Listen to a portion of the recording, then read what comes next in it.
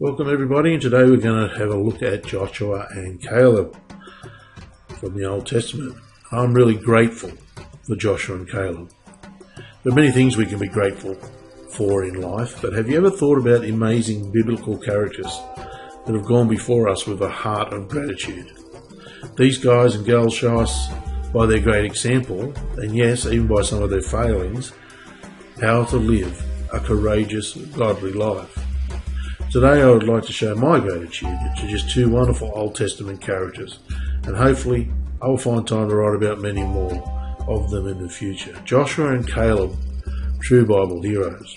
I'm so thankful that these guys showed me by their example how to stand up against popular opinion and hold fast to the promises of God. Despite the negativity of the other men who went to spy the land with them, and despite the crowd opposed to them, even to the point of wanting to stone them, they held fast to what God promised. Remember that God promised them a land of milk and honey.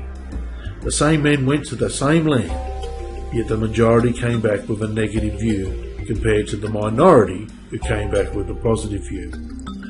The Bible says in Numbers chapter 13 that the negative majority, while confirming the land indeed flowed with milk and honey, just like God said it would, also claimed that Israel had no chance of possessing the land because the people already in it were strong, had walled cities, and giants were also in the land.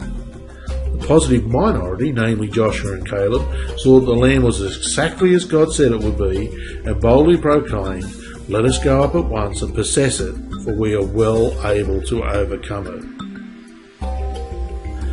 The negative group could only see the obstacles, while the faithful few could only see the possibilities. In chapter 14 we're told how the negative quickly spreads through the whole congregation, with them weeping and complaining and wanting to give up and go back into slavery of Egypt where they just came from. Joshua and Caleb pleaded with them by declaring how nothing had changed and that the land was exactly as God said it would be. They said, "If the Lord delights in us, then he will bring us into the land and give it to us." But sadly, the congregation wanted to stone them for being so positive. They stood up against popular opinion. As a lesson in positive thinking versus negative thinking, and when I'm talking about positive thinking, I'm referring to scriptural thinking. The negative ones, the ones who did not trust God, did not enter the promised land. The two positive, faithful guys did enter into the promised land. Are you positive or negative? Do you have unfulfilled hopes and dreams? Do you get all excited about pursuing something or changing something in your life but lose sight of the possibilities when you see the obstacles? When you see the obstacles, do you give up and turn back to the slavery you have escaped from? This can be applied to anything in our life. Most people fail to arrive at the place of milk and honey because they turn back. Whether it can be changing jobs, weight loss, or any other aspect in life, is the turning back from the obstacles that prevent your success. God only mentioned the promised land and the milk and honey. He didn't mention the obstacles because there wasn't any. The only obstacles were the ones created in the minds of the negative ones. Sure, the walled cities and giants did exist in the land, but they were not obstacles for God. Next time you're faced with a challenge, remember the words of Joshua and Caleb, who had full confidence in God and his word.